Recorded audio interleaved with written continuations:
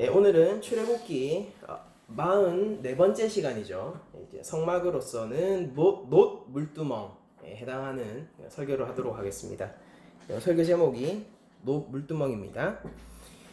오늘 오늘 날 교회를 보면은 많은 부분 좀 복음에서 후퇴해 있고, 그리고 많은 부분 세상과 함께 타협하고 있다라는 것을 느낄 수 있는 어떤 절대적인 바로미터, 제가 말 실수한 게 아니에요. 절대적인 바로미터를 저희들이 어디서 찾아볼 수 있냐면은, 과연 교회는 얼마나 죄라는 문제에 대해서 민감하게 반응하고 있는가가 사실 세상과 얼만큼 교회가 타협하고 있는가에 대해서 알아볼 수 있는 절대적인 바로미터입니다. 근데 예수님의 이름은요, 어떠한 형태의 교회라도 버릴 수 없는 이름이죠.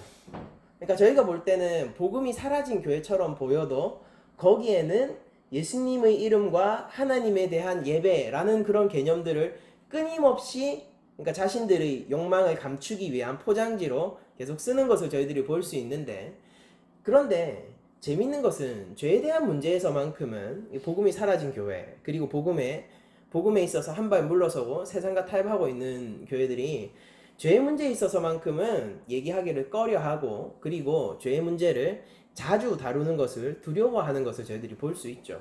그러니까 죄에 대한 경고보다는 삶에 대한 축복을 하기를 원하고, 그리고 죄에 대해서 언급을 하면은 성도들이 불편하니 죄의 문제를 꺼낼 때마다 항상 성도들의 눈치를 봐야 되고, 이런 풍조가 교회 안에 있다고 한다면요, 그것은 어느 정도 복음에 있어서 한 반걸음 혹은 한 걸음 이상 물러난 교회일 수 있습니다.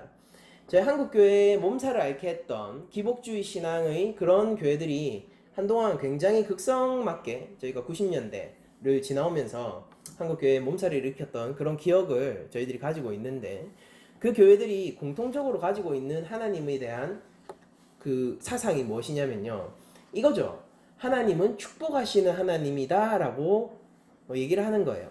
그런데 성경은 분명히 하나님이 축복을 하실 때 그 축복의 내용이 죄와 사망으로부터의 구원이며 영생이라고 얘기를 하고 있는데, 그들은 축복하시는 하나님이라는 개념은 그대로 가져오면서 그 축복의 내용을 변질시키고 바꾸어서 성도들에게 얘기하기를 즐겨 했었습니다. 잘 알고 있죠. 저희가 네 삶 속에서 필요한 무언가죠. 네 삶 속에서 필요한 자동차죠. 네 삶 속에서 필요한 취업이죠. 너의 삶 속에서 필요한 자녀의 성공, 이런 것들로 하나님이 정말로 주시고자 했던, 그러니까 성령, 그리고 영생, 그리고 죄로부터의 자유, 이런 개념들을 싹 지워버렸단 말이에요. 이게 복음으로부터 물러난 교회가 아주 세속적이고, 이게 뭐라고 해야 됩니까? 삼류로 떨어진 교회가 성도들에게 전해줄 수 있는 굉장히 타락한 메시지라고 저희들이 볼 수 있습니다. 그러나 하나님은요, 언제나 우리의 죄를 다루시기를 원하고, 그리고 우리가 하나님과 함께 하기 위해서는 거룩하신 하나님이잖아요. 그리고 하나님은 흠 없는 것을 받으시는 하나님이잖아요. 흠 없는 것을 용납하실 수 없는 것은 그분이 거룩하시기 때문입니다. 거룩하신 하나님과 함께 하기 위하여, 함께 해주시기 위하여 하나님은 늘 그 백성들의 죄를 다루고 계셨어요. 오늘 성막의 한 파트인 놋 물두멍에서도 저희들이 다시 한번 그걸 확인할 수 있습니다. 여러분들, 저희들은요, 놋 물두멍을 보면서 조금 재밌는 장면을 보게 되는데, 그게 뭐냐면은, 우리가 저번주에 번제단 우리가 봤죠. 번제단을 얘기할 때는 하나님이 굉장히 정밀한 치수를 주세요. 그러니까 정확한 규격을 주셨고, 그것이 어느 정도 높이가, 어느 정도 넓이가 되어야 함을 분명히 알려주시면서 이것으로 조각목에 이제 놋을 도금하는 형태로 만들어지죠. 이제 그렇게 재료까지 분명하게 알려주시면서 이런 번제단을 지어라 라고 말씀하셨지만은, 그러나 놋 물두멍을 하나님께서 명령하시는 장면에서는 그 어디에서도 치수를 찾아볼 수 없습니다. 그러니까 여러분들, 물두멍은요, 모든 성막에 있는 기구들 혹은 그 장소들 가운데서 유일하게 치수를 제공해주지 않는 장소예요. 왜 그런지에 대해서는 차차 알아가 보도록 하고, 이런 점에서 놋 물두멍이 조금 특별하다라는 생각이 저희들한테 들 수 있겠죠. 조금 특별한 장소예요. 그러면은 여러분들이 앞서 저희들 주보를 보시면은 이런 그림이 있습니다. 이게 바로 물두멍을 나름대로 재현해 놓은 거예요. 그러니까 정확하게 어떤 이런 모양이 있었는지는 잘 모르겠습니다. 노수로 만들어져 있었을 거고 어떤 모양이 새겨질지 이런 것들은 하나님께서 뭐 그냥 백성들에게 아마 자율적으로 맡기셨던 것 같은데, 어쨌든 이런 노수로 되어 있고, 그리고 보시면은 받침이 있고요. 받침이 이 그림은 마치 하나로 이어진 것처럼 보이는데 아닙니다. 받침이 있고 그리고 그 위에 물두멍이 있는 거예요. 여러분들, 물두멍이 있다는 것은 그러니까 물통이죠. 거대한 물통이에요. 그리고 이거는 치수에 대한 제한이 없었기 때문에 아마도 제사장들이 하루에 일과를 하면서 충분히 손발을 씻을 수 있을 만큼의 물이 들어갈 만한 양을 아마 만들었을 것 같습니다. 치수에 제한이 없으니까 그들 의미적으로 만들 수 있었겠죠. 이 물두멍은 정확하게 성소로 들어가는 입구와, 나중에 여러분들 뒤쪽에서 저희 성막 모양 한번 보세요. 성소로 들어가는 입구와 번제단의 사이에 놓여 있는 것이 물두멍이죠.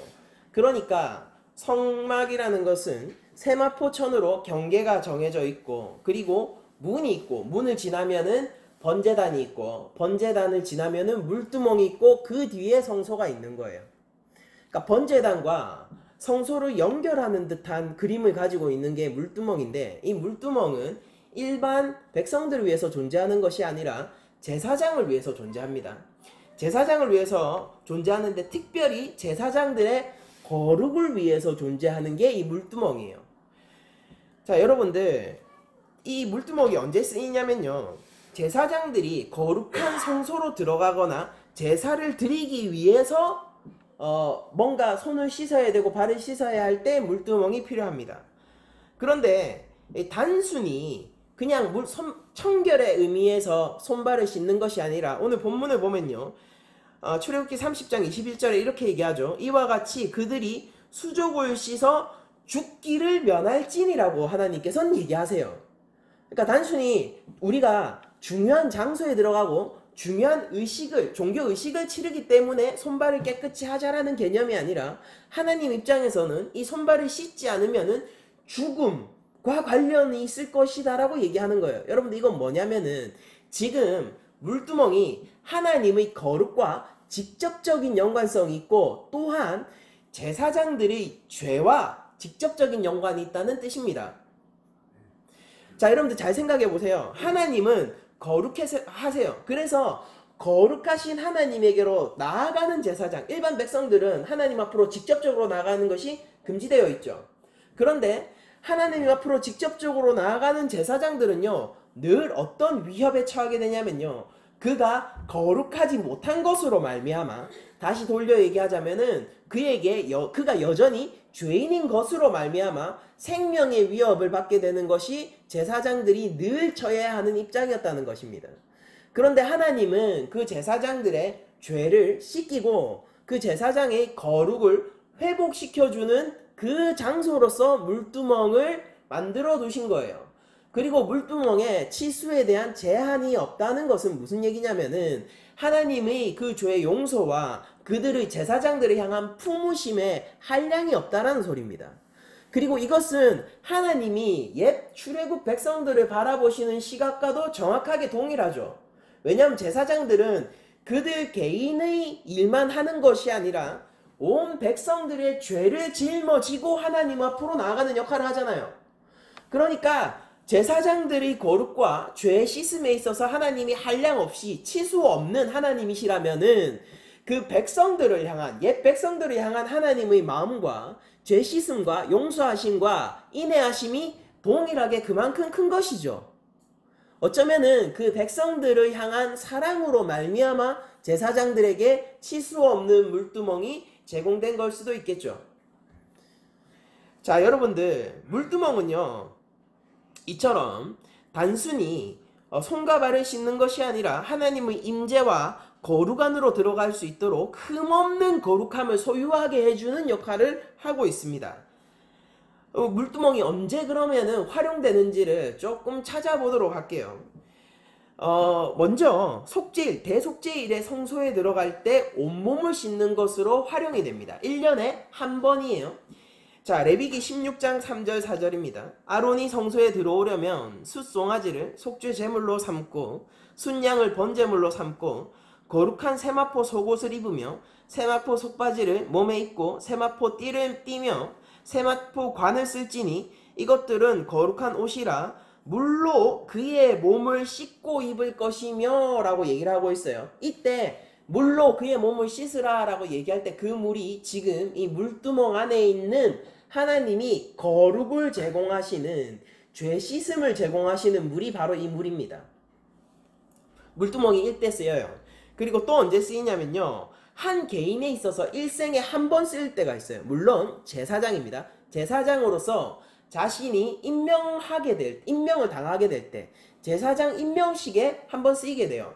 그때도 마찬가지로 온몸을 씻습니다. 온몸을 씻어요. 자, 레위기 8장 6절입니다. 모세가 이게 지금 실제 아론 지파를, 그리고 아론을 대제사장으로 임명하는 그 씬입니다. 레위기 8장 6절, 모세가 아론과 그의 아들들을 데려다가 물로 그들을 씻기고 라고 얘기를 하거든요. 이게 지금 물두멍에 있는 물로 씻기는 장면이에요. 온 몸입니다.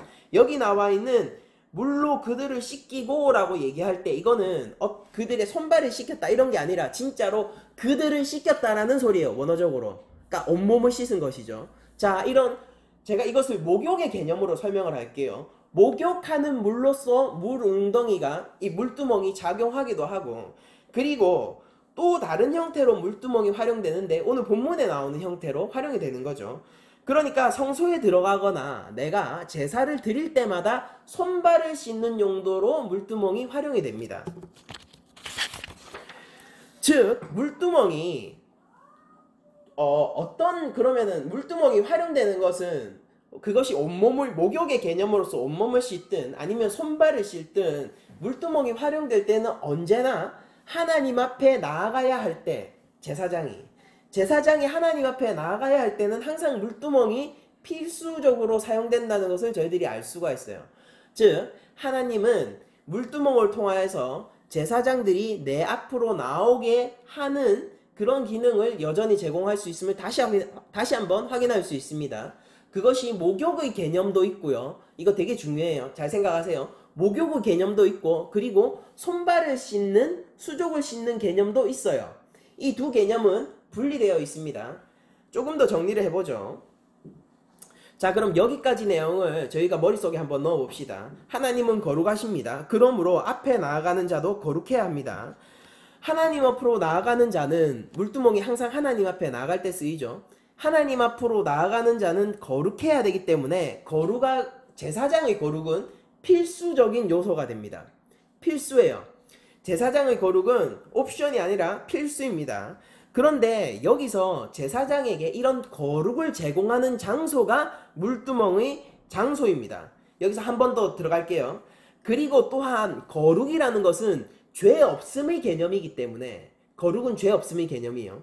죄 없음의 개념이기 때문에 물두멍의 물이 씻고 정결케 해주는 것은 죄인을 그렇게 해주는 거예요. 죄인을 깨끗해 해주는 겁니다. 제사장은 뭡니까? 죄인이었어요. 옛 백성들, 우리의 대제사장 예수 그리스도는 무죄하셨지만 옛 백성들의 대제사장들은 항상 죄인이었고 물두멍이 필요한 자들이었습니다. 그리고 하나님의 한없는 사랑과 죄 쓰심과 용서하심에 대한 그 품어주심이 치수 제한이 없는 유일한 장소로서의 물두멍에서 잘 나타나고 있는 것이죠. 자, 그러므로 이런 물두멍이 개념 때문에 구약에서는요, 손이 깨끗한 자라는 개념이 의인과 중첩에서 쓰여요. 제가 몇 가지 예들을 제가 말씀을 드리겠습니다. 먼저 시편 24편 3절 4절 말씀을 제가 읽어드리겠습니다. 여호와의 산에 오를 자가 누구며, 여러분들 성막이 어떤 곳이라고 했습니까? 성막은 여호와께서 임재하신 신의 산, 이 수직적인 신의 산을 수평적으로 재현한 것이 성막의 구도라고 제가 말씀드렸잖아요. 그러니까 여호와의 산, 신의 산, 그리고 이것은 나중에 성전이 선 그 다윗 시대 이후에는 성전이 예루살렘의 그 산을 얘기하는 것이래요. 여호와의 산에 오를 자가 누구며 그 거룩한 곳에 설 자가 누구인가? 여러분들 거기 하나님이 좌정하고 계시고요. 지성소와 같은 곳이죠. 여호와의 산이 지금 지성소와 같이 하나님이 좌정하고 계시고 그곳은 거룩한 곳이래요. 근데 거기 누가 서느냐? 시편 기자는 이렇게 얘기합니다. 곧 손이 깨끗하며 이것이 단순히 손의 위생 상태가 좋다라는 그런 개념이 아닌 걸 여러분들 아시고 계시죠? 자, 손이 깨끗한데 연달아서 나오는 개념들을 우리가 한번 살펴봅시다.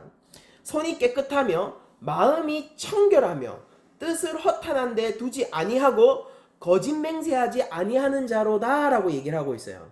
그러니까 손이 깨끗한 자가 의인의 여러 덕목들과 함께 쓰이고 있는 것이죠.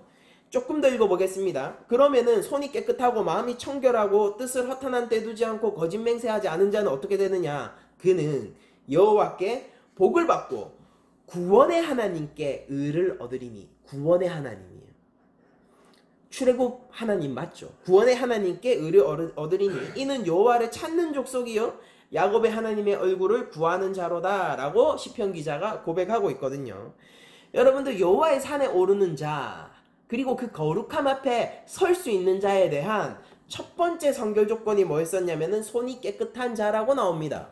재밌죠? 여러분들 마태복음 5장 8절에서 보시면요. 예수님이 산상수훈을 통하여서 잘 생각해 보세요. 하나님이 산에서 입을 열어 말씀하셨던 장면이 있죠. 십계명 줄 때. 그쵸? 다시 한번 하나님이 산에서 입을 열어 그 백성들과 제자들에게 말씀하시는 장면이 있는데 그게 바로 산상수훈이죠. 예수님이 지금 산에서 얘기하고 계세요. 그때 무슨 말씀을 하셨냐면요. 5장 8절에 7복 중에 하나입니다. 8복 중에 하나입니다. 마음이 청결한 자는 복이 있나니. 여러분들 손이 깨끗한 자가 어떤 자라고 했습니까? 마음이 청결한 자라고 지금 시편 기자가 얘기하고 있죠. 근데 예수님이 뭐라고 얘기하느냐면요. 마음이 청결한 자가 복이 있대요. 시편 기자가 뭐라 했습니까? 마음이 청결하고 손이 깨끗하고 뜻을 허탄한 데 두지 않고 거짓 맹세하지 않는 자는 여호와께 복을 받고라고 얘기하잖아요. 구원의 하나님의 의를 얻을 거라고 얘기하잖아요. 예수님이 지금 하나님이 지금 이 얘기를 하시고 계시다고요. 마음이 청결한 자는 복이 있나니 그들이 하나님을 볼 것이다. 무슨 뜻입니까? 하나님 앞에 서게 될 것이다 라는 뜻이죠. 여러분들 하나님을 본다라는 것은 지금 내가 하나님 앞에 있다라는 개념과 동일하지 않습니까? 여러분들 예수님께서 지금 지적하시고 계신 것이 무엇이냐면요. 손이 깨끗한 자, 즉 마음이 청결한 자는 거기에 죄가 없는 자는 하나님 앞에 서서도 심판받는 자가 아니라 그 얼굴을 보고 즐거워하는 자가 될 것이다 라고, 즉 하나님 나라가 그의 것이다 라고 얘기를 하고 있는 장면이란 말입니다. 자, 그러면 조금 더 손이 깨끗한 자가 어떤 형태의 의인으로 나오는지 정리를 하세요. 손이 깨끗한 자는 지금 이 물두멍에 손을 씻은 자를 얘기하는 거예요. 구약 안에서 항상 손이 깨끗하다라고 얘기하는 이 물두멍을 항상 염두에 두고 있는 것입니다. 욥기에서 이렇게 얘기합니다. 욥기 17장 9절에 이런 표현이 나와요. 그러므로 의인은 그 길을 꾸준히 가고 손이 깨끗한 자는 점점 힘을 얻느니라 라고 얘기하면서 의인은 그 길을 계속 간다고 합니다. 그리고 손이 깨끗한 자, 즉 뭐예요? 의인과 상응하는 대꾸로서, 이게 시적인 표현이에요. 욥기는 굉장히 많은 부분이 시적으로 쓰여져 있어요. 실제 시예요, 시. 이거 의인과 상응하는 대꾸가 어디냐면은 그 대꾸가 손이 깨끗한 자죠. 지금 손이 깨끗한 자를 지금 의인이라고 표현을 하고 있어요. 그러니까 손이 깨끗한 자는 단순히 청결의 문제에 있어서 세균이 없다, 뭔가 더러움이 없다, 그게 아니라 지금 죄악이 없다라고 얘기를 하고 있는 겁니다. 의인이라는 개념이 그렇잖아요. 죄로부터 멀리 떨어져 있고 죄와 상관이 없는 자다라는 개념이 지금 나오고 있다고요. 자, 사무엘하 22장 21절에서 27절까지의 말씀을 제가 읽어드릴게요. 여호와께서 내 공의를 따라 상 주시며 내 손의 깨끗함을 따라 갚으셨으니 라고 지금 얘기를 하고 있습니다. 하나님이 내 공의를 따라 내가 한 일 그대로, 이건 지금 공의의 하나님, 거룩하신 재판장, 공정하신 재판장, 1을 100으로 갚지 않고 1을 1로 갚고 2를 2로 갚고 10을 10으로 갚으시는 공정하신 하나님에 대한 고백이에요. 여호와께서 내 공의를 따라 상 주시며 내 손의 깨끗함을 따라 갚으셨으니 이는 내가, 잘 생각해 보세요. 내 손의 깨끗함을 따라서 하나님이 갚으셨대요. 이거는 분명히 복을, 하나님이 주시는 축복을 염두에 두고 얘기하는 거예요. 이는 내가 여호와의 도를 지키고 악을 행함으로 내 하나님을 떠나지 아니하였으며, 율법 위에 서 있다 이 말이잖아요. 내가 하나님의 도를 내가 지키고 있습니다. 그리고 또한 내가 악행을 저지르지 않아요. 거기서부터 내가 떠나 있대요. 악하고 상관없대요. 여러분들, 손이 깨끗한 자, 의인은 언제나 죄의 문제와 연관해서 성경에서 다루어짐을 저희들이 알 수가 있죠. 계속 쭉 한번 읽어볼게요. 이게 손이 깨끗한 자입니다. 그의 모든 법도를 내 앞에 두고 그의 규례를 버리지 아니하였음이로다. 내가 또 그의 앞에 완전하여 스스로 지켜 죄악을 피하였나니 그러므로 여호와께서 내 의대로 그 눈앞에 내 깨끗한 대로 내게 갚으셨도다 라고 지금 얘기를 하고 있습니다.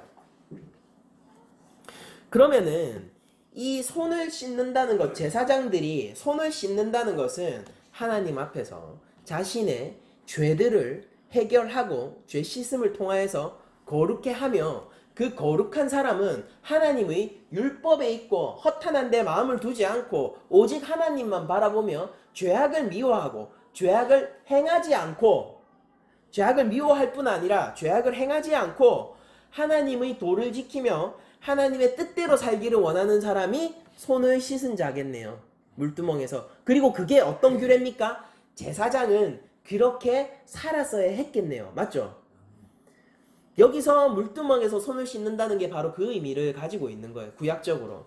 좋습니다. 그러면은 구약에선 이래요. 이것이 어떻게 신약으로 가면서 발전되고 어떤 그림을 우리한테 제공하는지 신약적으로도 한번 보도록 할게요.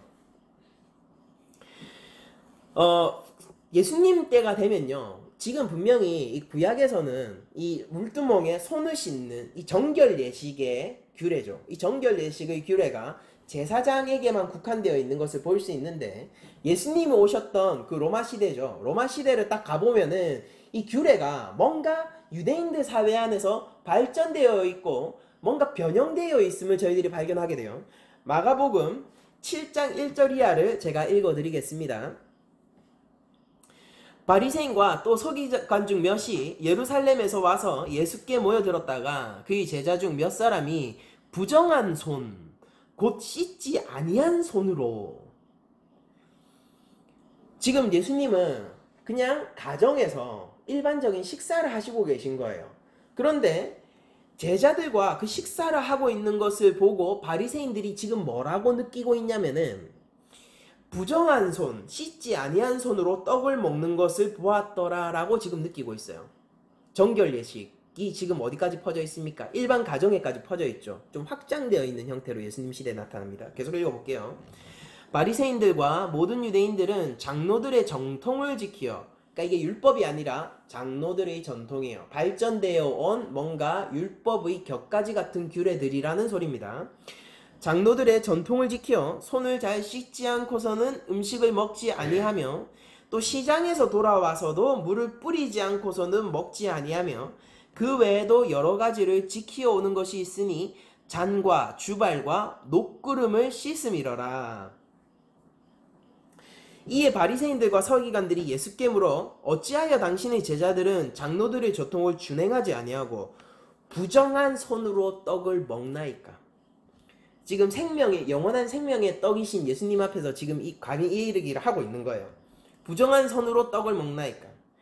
이르시되, 예수님이 이렇게 얘기하십니다. 이사야가 너희 외식하는 자에 대하여 잘 예언하였도다. 기록하였으되 이 백성이 입술로는 나를 공경하되 마음은 내게서 멀도다. 사람의 계명으로 교훈을 삼아 가르치니 나를 헛되이 경배하는도다 하였느니라. 너희가 하나님의 계명은 버리고 사람의 전통을 지키느니라. 예수님의 말씀이세요. 여러분들, 구약에서 살펴본 손을 씻는 자는 어떤 자입니까? 하나님의 율례 위에 서 있고 하나님이 뜻하신 바대로 내 삶을 거기에 복종시켜서 살기를 원하는 자, 제사장적인 삶을 사는 자가 어떤 사람이에요? 손을 씻은 자라는 겁니다. 예수님은 그것이 진짜 손 씻은 자인데 너희가 청결의 문제를 가지고 그리고 그거는 종교, 의식의 문제를 가지고 나에게 과연 부정하다고 하는 것이 옳으냐라고 얘기를 하고 계신 거예요. 우문현답이겠죠.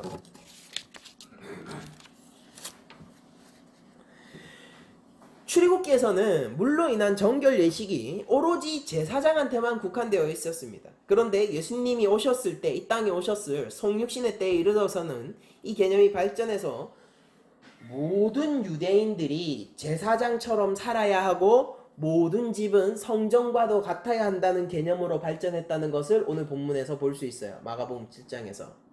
이 얘기는 정당하죠. 이 얘기는 정당해요. 왜냐면은 예수님이 단순히 손 씻은 것이 구약에서 발견되는 손 씻음의 물두멍에서 손 씻고 내가 깨끗하여졌다 라는 개념이 의인의 개념과 연관이 있고 죄악을 짓지 않는 삶과 연관이 있다면은 그것은 제사장에만 하나님이 원하시는 것이 아니라 모든 백성에게 요구하시는 내 거룩한 나라로 서라 내가 거룩하니 너희도 거룩하라 라는 그 말씀에 비추어 봤을 때 모든 백성에게 원하시는 개념이 맞을 겁니다. 그러므로 예수님 때 있었던 바리새인과 서기관과 제사장들은요 그 이해를 잘 가지고 있었어요. 그걸 잘 발전시켜 왔다고요. 그런데 잘 발전시켜 왔는데 여기서 삐끗하지 않습니까? 여기서 뭔가 삐끗하는 거예요. 그걸 어떻게 변제시킵니까? 모두가 제사장 같아야 돼. 그런데 그걸 하나님의 법에 따름에 있어서 제사장 같아야 돼가 아니라 제사장처럼 행위해야 돼로 바뀌어 있잖아요. 모든 집이 성전과 같아야 돼. 성전과 같이 모든 집이 거룩하여져야 돼의 개념이 아니라 모든 집이 성전처럼 성전에서 일어나는 그 행위들을 모방하는 것이 되어야 돼로 바뀌어 있잖아요. 그렇게 되면은 구원이 임할 거야. 예수님은 이런 정결 예식을 거부하십니다. 진짜 정결 예식은 단순히 밥 먹기 전에 손발을 씻는 것이 아니기 때문이에요. 옛 출애굽 백성에게 말씀하셨던 하나님의 그 물두멍 역시 단순히 손발을 씻는 개념이 아니라는 뜻이기도 합니다. 이것은. 그럼 예수님의 정결 예식은 무엇일까요? 한번 봅시다. 요한복음 13장 8절에서 예수님이 이렇게 얘기하세요. 베드로가 이르되 내 발을 절대 씻지 못하시리이다. 예수께서 대답하시되 내가 너를 씻어주지 아니하면 네가 나와 상관이 없느니라. 예수님의 정결 예식이에요. 시몬 베드로가 이르되 주여 내 발뿐 아니라 손과 머리도 씻어 주시옵소서. 예수께서 이르시되 이미 목욕한 자는 발밖에 씻을 필요가 없느니라. 온몸이 깨끗하니라 너희가 깨끗하나 나는 아니니라 하시니 라고 말씀이 하시죠. 그러니까 지금 이 장면은 예수님이 제자들의 발을 씻어 주시려는 장면. 그러니까 우리들이 뭐만 하면 발 씻어 주려고 했었던 예전 기억나십니까? 목사님이 성도들 발 씻어 주고 뭐만 있으면 선생님이 학생들 발 씻어 주고 이렇게 세족식 하는 우리 교회 안에서 독특한 문화의 배경을 제공하는 본문이었죠. 예수님이 지금 여기서 뭘 얘기하는지 우리가 잘 보자고요. 예수님이 지금 이렇게 얘기하세요. 내가 씻어주지 않으면 네가 나랑 상관없다라고 얘기해요. 그리고 예수님이 또 이렇게 얘기하세요. 그러면은 베드로가 오바를 하는 거예요. 베드로가 원래 이게 강하잖아요. 오르락 내리락 강한 사람이기 때문에 베드로가 이렇게 얘기합니다. 발뿐만 아니라 그러면은 그런 거면은 내 지금 손과 머리도 씻어주세요 라고 얘기하니까 예수님이 목욕이라는 개념을 가져오세요. 물두멍이 두 가지 개념이 있었죠. 목욕의 개념이 있었고 근데 목욕은 딱 한 번 일어나는 거죠. 단회적이에요. 그쵸? 제사장 취임식 때 한 번 목욕하는 거예요. 끝.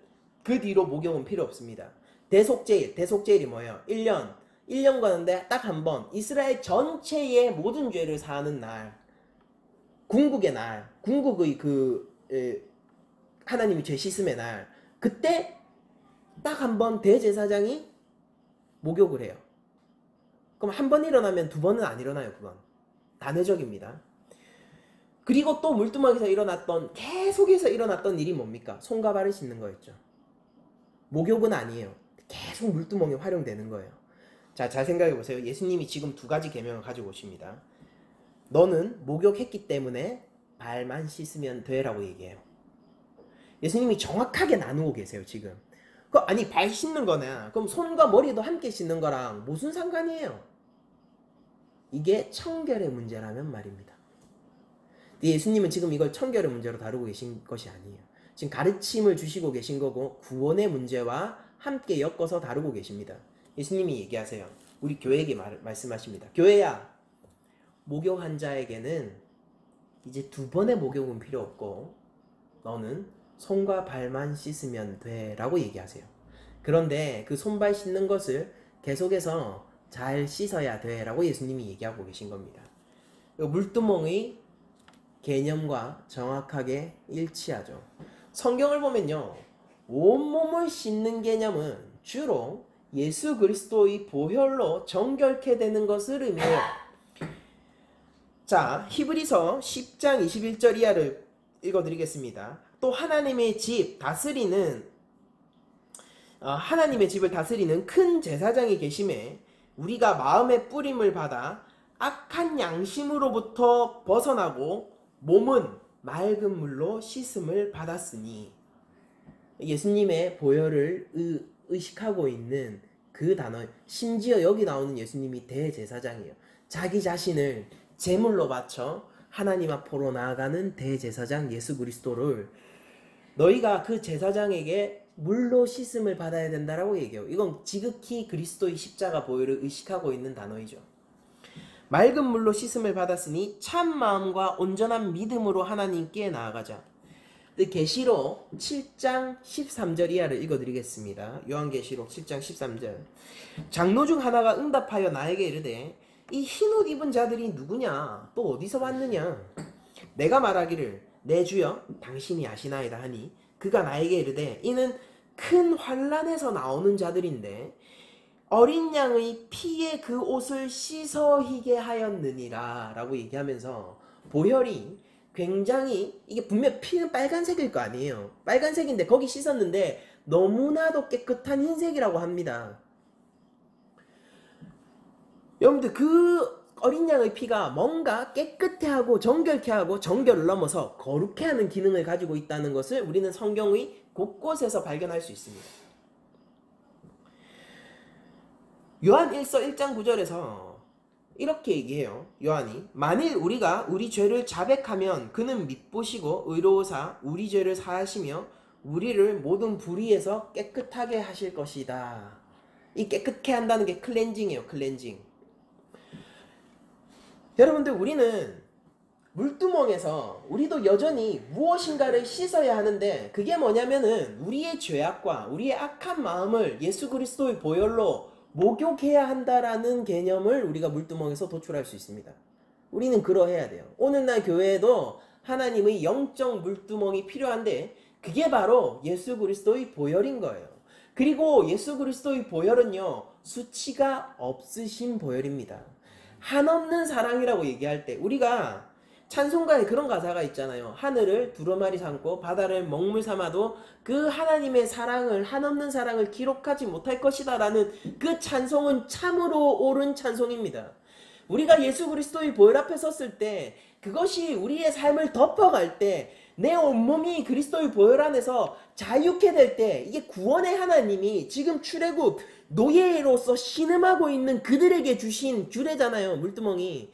우리가 죄와 사망에서 신음하고 있던 우리들이 그리스도의 보혈로 우리가 정결되게 되고 거룩해 되어서 하나님 앞에 설 수 있는 자, 하나님을 내가 감히 아버지라고 부를 수 있는 자, 이 죄인이 말입니다. 아버지라고 부를 수 있는 자로 만든 그 십자가의 보혈 앞에서 우리는 한없는 사랑을 정말로 느껴야 한다는 얘기입니다.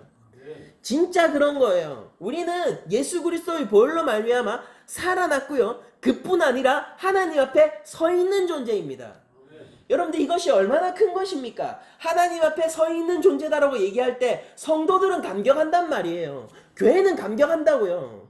하나님 없이 살았던 지난 날들을 생각할 때 내가 아무것도 한 것 없는데, 아니 나에게 능력도 없고 힘도 없었는데, 나는 죄인이었는데 지금도 여전히 죄와 싸워야 하는 부족한 모습임에도 불구하고 예수 그리스도의 보혈로 말미암아, 그 보혈이 나를 정결케 하고 씻어줌으로 말미암아 내가 이제 하나님 앞에 서 있다. 여러분들, 기도를 어떻게 할 수 있냐면요, 예수님이 우리 기도의 중보자가 되셨기 때문이고 십자가 위에 서셨기 때문이에요. 여러분들, 우리가 어떻게 말씀을 읽고 그 말씀에 순종할 수 있냐면요, 예수님이 모든 율법의 완성자고 하나님의 뜻대로 모든 이제 순종하심으로 말미암아 우리와 함께하고 계시기 때문입니다. 그리고 그 순종의 꽃으로서는 십자가를 우리들이 얘기할 수 있단 말이에요. 여러분들, 아무리 우리들이 100번 양보를 한다고 해도 우리가 어떻게 하나님 옆에 설 수 있는 자가 될 수 있다는 얘기예요. 제사장들이 뭐 정말로 그 몸 씻었다고, 그 물두멍에 몸 씻었다고, 그거 어디에나 있는 물이지 않습니까? 그게 무슨 성수겠습니까? 그러니까 물 어디 강에서 떠와가지고 거기 부어놓은 걸까? 아니에요. 그거 놓치잖아요. 거기에 무슨 효력이 있겠어요. 근데 하나님이 그걸 통해서 뭘 가르쳐 주신 거예요? 그들에게 이 말, 너희들이 미래의 메시아를 통해서, 오실 메시아, 즉 예수 그리스도를 통해서 너희들이 받게 될 구원을 설명해 주신 거 아닙니까? 그걸 의미하고 있던 거예요. 그러므로 제사장들은 그 물두멍에 온몸을 씻을 때 우리의 세례와 똑같은 고백을 하는 것이죠. 여러분들, 이제 신약 안에 가서는 제가 몇 번이나 설명드렸잖아요. 성전이 어떻게 발전하는지. 여러분들, 에덴 동산이 있어요. 성전의 원형입니다. 이게 폐해졌습니다. 죄로 말미암아. 그래서 어떻게 됩니까? 산발적인 제단이 서죠. 그 가인의 제단, 아벨의 제단, 아브라함의 제단, 이런 것들요. 그리고 나서 성막이 서지 않습니까? 이게 성전이 되죠. 성전은 고정되어 있어요. 근데 이 성전이 무너졌죠. 하나님에 계신 처소가 무너졌다고요. 근데 왜 무너졌다고요? 하나님이 스스로 무너뜨리셨잖아요. 바벨론이 멸망시킨 게 아니라 하나님이 스스로 패하셨잖아요. 근데 그게 어떻게 갑니까? 그 성전이, 예수님이 내가 성전이다 하셨죠. 죽고 3일 만에 부활하셨어요. 영원한 성전이 되셨습니다. 그 안에서 새로운 성전들이 나오는데 그게 우리 교회라고 했잖아요. 성령이 임하는 전임을 알지 못하느냐. 우리가 성전이 되었다고요. 그 성전이 계시록에서는 어떻게 발전됩니까? 하나님 나라. 영원한 하나님 나라로 발전되는 게 에덴 동산에서 새 하늘 새 땅의 그 과정을 설명해 주는 게 성전, 그 중에서 성막이 있다라고 제가 말씀을 드렸잖아요. 그렇게 우리가, 죄인된 우리가 하나님 앞에서 영원한 하나님 나라가 보장받은 자로 설 수 있는 것은, 그리고 옛 백성들이 그 물두멍에 그냥 거기 신령해서 거기에 무슨 효험이 있어가지고 그 씻으면은 하나님 앞에 나아갈 수 있고 내가 지성소로도 들어갈 수 있고 그런 것이 아니라 그들이 모두 어디에 기대어 있다는 것입니까? 예수 그리스도의 보혈에 기대어 있다는 거예요. 옛 백성도, 오늘날 교회도, 그리고 앞으로 서게 될 모든 교회도 말입니다. 과거, 현재, 미래의 모든 교회는요, 하나님 백성, 하나님 자녀들은 항상 그 물두멍의 물의, 이건 그림자예요. 그 실체되는 예수 그리스도의 보혈 위에 서 있는 것입니다. 그게 아니면은 우리를 거룩해 하지 못하고, 그게 아니면 우리의 죄 문제를 해결할 수 없다고요. 물두멍은 죄인들이 가는 곳이잖아요. 제사장인데 여전히 죄인인 분들이 이 자리 계십니까? 말을 좀 쉽게 하죠. 교회가 이 자리 계십니까? 하나님의 자녀가 이 자리에 계십니까? 여러분들, 그 보혈을 사랑하세요.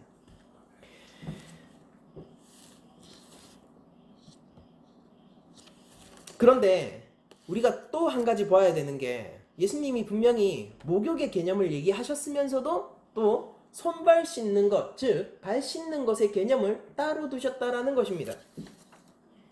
그럼 그게 뭘까? 좀 살펴보도록 하죠. 야고보서 4장 8절입니다. 하나님을 가까이 하라. 그리하면 너희를 가까이 하시리라. 죄인들아, 손을 깨끗이 하라.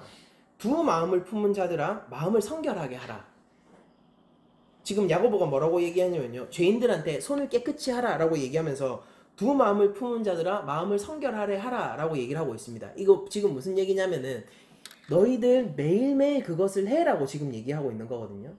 그러니까 바울이 믿음의 선한 싸움을 싸우세요라는 얘기를 야고보가 지금 이런 식으로 얘기를 하고 있는 거라고요. 삶 속에서 매일 선한 싸움을 싸워야 되는데 그 자들은 누구냐면은 죄인들이에요. 그런데 그들에게 손을 깨끗이 하라고 얘기하면서 마음을 성결하게 하고 두 마음을 품지 말고 하나님 앞에 끊임없이 서도록 해. 자, 요한복음 15장 1절입니다. 15장 이하를 좀 읽어드릴게요. 예수님께서 이렇게 말씀하세요. 나는 참 포도나무요 내 아버지는 농부라. 무릇 내게 붙어 있어 열매를 맺지 아니하는 가지는 아버지께서 그것을 제거해 버리시고 열매를 맺는 가지는 더 열매를 맺게 하려 하여 그것을, 지금 열매 맺는 가지예요.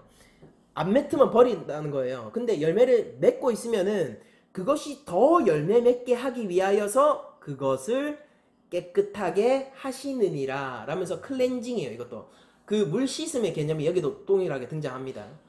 잘 생각해 보세요. 그러면서 이렇게 예수님이 뒤에 이런 말까지 하세요. 너희는 내가 일러준 말로 이미 깨끗하여졌으니. 이게 목욕의 개념이겠죠. 여러분들, 우리를 깨끗하게 하는 게 뭐예요? 일상의 우리의 매일을 다시 하나님 앞에서 새롭게 하고 우리가 하나님 앞에서 거룩과 하나님 백성다움을 찾게 하는 것이 뭐냐면은 예수님이 말씀해 주신 말씀이라는 겁니다. 예수님이 지금 이렇게 얘기하죠. 내가 일러준 말로. 이미 열매를 맺은 가지를, 여러분들 열매 맺는 가지가 어떻게 되냐고요? 목욕으로요. 목욕으로요. 그런데 그 열매 맺는 가지가 더욱더 열매 맺게 하시는 것이 하나님의 뜻인데 그것은 무엇을 통해서 나타납니까? 하나님의 말씀, 예수 그리스도의 말씀으로 매일 새롭게 함으로써 더 열매 맺는 클렌징, 물 씻음이 가능해지는 겁니다. 요한복음 17장 17절은 이렇게 얘기하세요. 그들을 진리로 거룩하게 하옵소서. 무엇이 우리를 거룩해 한다라고 예수님이 얘기하고 계십니까? 예수님은 우리를, 교회를, 그 제자들을 거룩해 하는 것을 진리라고 얘기하고 있습니다. 종교 행위요? 아니요. 진리가요. 근데 그 진리가 뭔지 예수님이 친절히 설명까지 해주시네요. 뒤에 읽어볼게요. 아버지의 말씀은 진리니이다. 아버지께서 나를 세상에 보낸 것 같이 나도 그들을 세상에 보내었고 또 그들을 위하여 내가 나를 거룩하게 하오니 이는 그들도, 제자들 의미하고 있죠. 그들도 진리로 거룩함을 얻게 하려 함이니이다. 예수님은 자신에게 속한 제자들이 거룩을 위해서 기도하시는데 진리로 거룩하게 해달라고 기도하고 계세요. 그리고 그 진리는 예수님이 분명히 성부의 말씀이다라고 얘기를 하고 있습니다. 제자들은 세상 가운데로 보내짐을 받는데 왜 세상 가운데로 보내짐을 받냐면은 오늘 요한복음 17장의 예수님 말씀에 기대어 보면은 그들이 세상 가운데서 진리로 거룩함을 얻게 하기 위해서 세상으로 보낸다라고 얘기를 하고 있는 거예요. 이거는 성부가, 그러니까 그 탕자의 아버지가 아들을 찾는 행위와 동일한 행위죠. 탕자의 아버지가 그를 패역한 아들을 세상 가운데로 보냅니다. 왜 보냈습니까? 아들을 찾고 싶어서 보낸 거예요.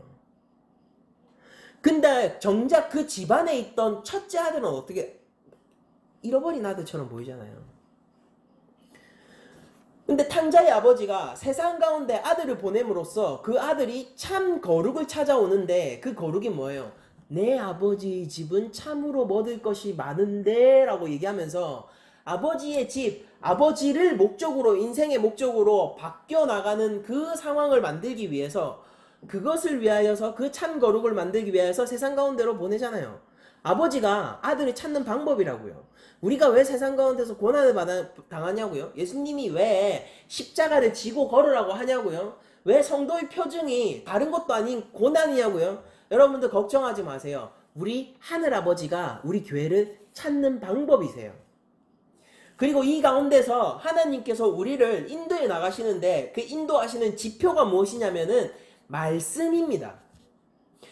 여러분들, 출애굽기는요, 수많은 보석들의 이름을 열거하면서 그것이 예물로 나왔다라고 우리들에게 얘기를 해주고 있는데, 유독 잘 생각해 보세요. 노수로 만들어진 것은 많죠. 번제단도 노시예요. 근데 실제 만들어질 때 그 노시 그냥 노시라고만 얘기하지 그게 어떤 노시라고 얘기 안 하잖아요. 그런데 이 물두멍을 만들 때만큼은 여인들의 거울이다. 회막에서 수종두는 심지어 그것도 회막에서 수종두는 여인들의 거울로 만들었다라고 지금 얘기를 하고 있잖아요. 그러니까 실제 하나님이 명령하셨는데 그 명령이 이행될 때 그 백성들이 그 명령을 받아서 진짜 만들 때 그 물두멍에 재료를 제공한 이들이 누구냐면은 회막에서 수종두는 여인들이고 그 재료는 뭐냐면 거울이었다라는 거예요. 거울이 뭐 하는 겁니까? 자기를 비춰보는 거잖아요. 괜히 적어놨을까요? 아니에요. 여러분들 이 물두멍의 물은요 말씀이에요.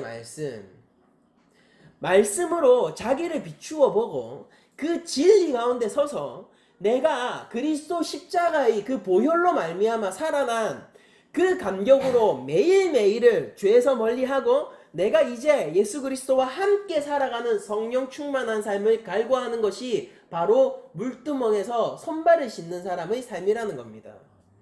말씀으로 나를 비추는 거예요. 말씀으로 나를 비추는 거예요. 그런데 이 말씀 읽는 것 그리고 이 말씀을 묵상하는 것이 그럼에도 불구하고 여러분들 똑같이 또 우리는 바리새인들처럼 행위적인 것으로 떨어뜨리지 않도록 동시에 주의를 해야 합니다. 모든 백성들이 제사장적인 삶을 살아야 되라는 개념은 바리새인들도 가지고 있었어요. 우리 교회도 우리들이 제사장이며 하나님 앞에서 서서 제사장적인 삶을 살아간다는 개념을 가지고 있습니다. 똑같죠? 바리새인과 똑같은 개념 가지고 있잖아요. 근데 우리한테 다른 건 뭐예요? 우리에게는 말씀이 있다는 겁니다. 말씀이 있어요. 우리는 말씀에 우리를 비추고 말씀이 우리를 해석해야 하고 말씀이 우리 삶을 이끌어 나가도록 순종함으로 말미암아 우리는 더욱더 하나님 앞에 바로 선자로 지어져 갈 수 있다라는 것입니다. 그럼에도 불구하고 제가 지금 염려하는 것은 뭐냐면은 단순히 말씀을 읽는 것이 내 삶 속에서 행위적인 측면에 그치면 안 된다라는 소리예요. 막 그런 거 많이 물어보잖아요. 성경 몇 도겠어? 그게 전 한편으로는 그런 생각 들어요. 그게 뭐 그렇게 중요해? 우리의 형제들, 제가 형제라고 부르고 있는 우리의 형제들은요. 북한에 있는 우리의 형제들, 우리의 교회는요. 66권 다 가지고 있지도 못한대요. 그들은 마가복음 한 권 가지고 있는데요. 저 집에는 마태복음 한 권 있는데요. 그들이 몰래 모여서 자기가 외운 복음서를 서로에게 낭독해주고 있는데요. 그러면서 기도하고 하나님을 찬양하고 있는데요. 성경 몇 도겠어? 그것이 훈장처럼 여겨진다면요. 우리는 또 한 번 말씀을 받고도 바리새인의 길에 들어선 자들이 되는 거예요. 물두멍이 물은 그런 게 아닙니다. 근데 이 유혹은 엄청 크죠? 굉장하죠? 가시적이고 수치화되어 있고 우리에게 많은 만족을 주잖아요. 그래서 뭐요? 우리에게 필요한 것은 죄 씻음인데 말입니다. 우리의 만족이 아니라 하나님이 우리를 보고 만족하시는 것이 우리 삶에서 더 시급한 일인데 말입니다. 물두멍은 마치 여인들의 거울처럼 자신을 비추어 보고 자신의 삶을 끊임없이 말씀 위에 놓고 예수 그리스도의 그 십자가 길을 기꺼이 따르기를 원하는 제자들만이 씻을 수 있는 그 물이 물두멍의 물입니다. 한 주간 여러분들이 살아가실 때 잘 한번 생각을 해보세요. 내가 이 말씀 읽는 것이 어느샌가 그냥 뭔가 뭐라고 합니까? 우리가 경건생활이라고 하죠. 경건생활이라는 것 속에서 그 틀 속에서 뭔가 매번 그냥 해야 되는 짐이 되어버리고 이것을 하지 않으면 좀 마음 찝찝해버리고 이걸 하면은 하나님 옆에서 또 뭐 좀 한 것 같고 다 문제예요. 이게 다. 그게 아니라 성경이 우리한테 지금 원하고 있는 것은 말씀 위에 서라는 거예요. 몇 독 하라는 게 아니라 말씀 위에 서라고요. 66권 말씀 전체를 하나님의 말씀으로 받으라고요. 이 말씀을 너희들이 순종하라고요. 막 그런 거 요새 많대요. 무슨 유대인식 교육 이래가지고 잠언 막 애들한테 막 통으로 외우게 하고 막 그런 것들. 그러니까 하나님의 말씀이 늘 입에 있게 하라 이렇게 하면서. 그게 맞습니까? 맞는 거 아니잖아요. 조금만 생각해보면 알 거 아닙니까? 맞는 거 아니잖아요. 그래서 그들이 얻기를 원하는 게 뭐예요? 진짜예요? 왜 하필 또 잠언인데요? 세상 사는 지혜도 배우고 머리도 좋아지고 그게 진짜 원하는 거잖아요. 그 가증함을 저는 봅니다. 그래서 좋아지겠죠. 효과가 있어요. 효과 있는 거 실제 사례들이 있으니까 그 효과 있다고요. 통으로 외우는데 그리고 그 암기하는 실력을 외우는데 그리고 그걸 거시적으로 통째로 보는 내가 생각하지 않아도 거시적으로 통째로 보는 그런 머리들이 자꾸 발달하는데 왜 학습적 효과가 없겠습니까? 효과 있어요. 그리고 잠언을 외우고 있으니까 그 세상 사는 지혜도 잘 배울 수 있겠죠. 근데 그렇게 해서 자기의 머리를 발달시키고 세상 사는 삶의 지혜를 얻은 그 사람이 하나님을 경외하는 삶을 산답니까? 저는 제 아들을 그렇게 키우고 싶지 않아요. 저도 그렇게 살고 싶지 않아요. 세상을 똑똑하게 살고 머리가 좋아지는 것보다 저는 하나님을 경외하는 삶을 살고 싶습니다. 그러니까 말씀 위에 서야 된다고요. 뭐 몇 독 하면 또 뭐가 어떠냐고요. 아니 늘 하나님의 말씀에 입에 있는 게 그런 개념이 아니잖아요. 성경이 얘기하는 게 손 씻는 게 단순히 청결의 개념이 아니듯 늘 하나님의 말씀이 입에 있게 하라가 그 개념이 아니지 않습니까? 조금만 생각해보면 누구나 알 수 있잖아요. 하나님을 경외하는 삶을 우리가 살아야 될 거 아니에요. 예수 그리스도의 십자가로 달려가는 삶이 우리한테 기쁨이 되어야 될 거 아니에요. 맨날 이게 공로주의가 되고 업적주의가 되니까 내가 몇 독 했네 하면서 10독 하고 나서 11독째는 힘들죠.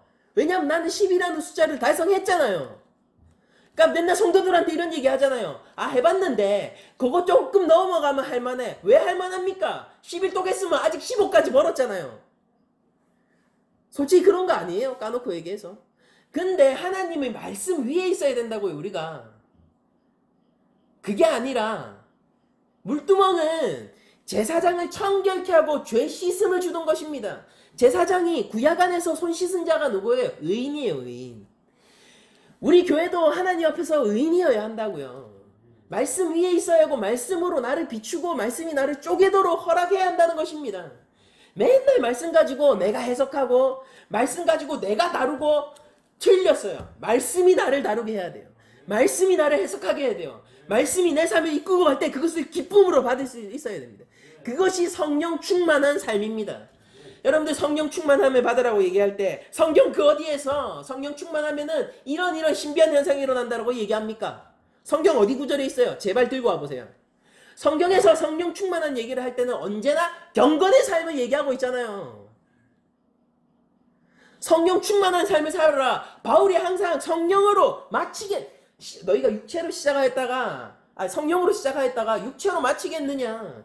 너희가 성령 충만함을 받으라 얘기할 때 언제나 경건의 삶을 염두에 두고 있잖아요. 우리가 진짜로 죄를 짓는다니까요. 살면서 거짓말하고요. 살면서 누군가를 미워하고요. 내가 심판자가 되어서 누군가를 처단하고요. 하나님 그걸 근데 싫어하신다고요. 말씀 위에 서 있어야 된다고요. 우리가. 기독교가 영적인 것입니까? 하나님 앞에 영적인 거 육적인 거 어디 있어요? 하나님이 창조자세요. 하나님이 창조자시라고요. 영혼이 있다면은 하나님이 영혼을 창조하셨어요. 육체가 있다면은 하나님이 육체를 창조하셨어요. 우리의 전인이 영혼은 나고 육체는 나 아닙니까? 우리의 전인이 감정은 나고 지식은 나 아니에요? 우리의 전인이 나 박기현이 우리 교회가 하나님 앞에 서야 될 거 아닙니까?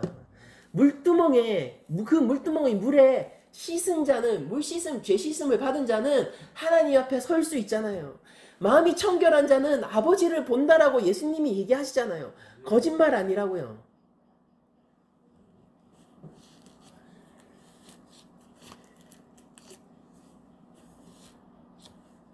공로주의가 더 이상 교회 안에 못 들어오게 해야 돼요. 예수 믿는 사람한테 자랑이 어디 있습니까? 자랑이. 하나님 앞에서도 진짜 자랑 한번 해보세요. 면목 없이 고개 수그리고 있는 그 죄인을 예수님은 만져주세요. 와, 내가 이런 것까지 했습니다라고 나오는 율법사에게 예수님은요, 네가 하나님 나라 가까이 있네라고 얘기하세요. 하나님 나라 밖에 있다는 소리예요. 성도에게 어디 자랑이 있고 예수 그리스도의 보혈 앞에서 우리가 무엇을 내세울 수 있습니까? 갖고 와보세요. 하나님 앞에 설 때 우리에게 필요한 것은 상한 심령입니다. 가난한 마음입니다. 주님 없이 안 된다라는 우리의 나약함입니다. 그것으로 말미암아 우리가 십자가 앞에 설 때, 그리고 우리가 더욱더 예수를 따르기 위해서 말씀에 내 삶을 비추어 보고 말씀으로 말미암아 말씀 위에 놓인 삶을 살게 될 때 우리는 진짜로 물두멍에서 그 정결의 물로 우리 몸을 씻어 나가는 참 정결 예식을 하는 성도들이 된단 말이에요. 하나님은 구약에서 분명히 예수님은 죄인을 사랑하셨어요. 그럼에도 불구하고 구약에서 얘기하신 하나님의 말씀, 하나님의 말씀 폐해지지 않습니다. 물러서지 않아요. 하나님은 의인을 사랑하고 악인을 미워한다는 말씀은 오늘날에도 유효합니다. 여러분들이 의인이 될 수 있는 방법이 예수 그리스도의 벌밖에 없다면 그것을 붙드십시오. 자랑치 마시고 공로주의에 빠지지 마시고 오직 말씀 위에서 내 삶을 다스려 나가는 그 참 자유와 기쁨의 삶을 여러분들이 사시기를 정말 간절히 축원합니다. 여러분들 한 주간 살아가시면서 더욱더 예수님의 십자가 앞으로 나아가십시오. 그게 전부예요, 전부. 그 십자가 앞에 서서 우리의 삶도 그리스도가 기뻐하는 그 삶으로 만들어 나가기를 결단하고, 그 결단에 따라 또 말씀 앞에 서서 하나님의 사랑에 의지하여서 사랑의 메인 종으로서 한 주간 살아가시기를 축원드리면서 오늘 모든 말씀을 마치도록 하겠습니다.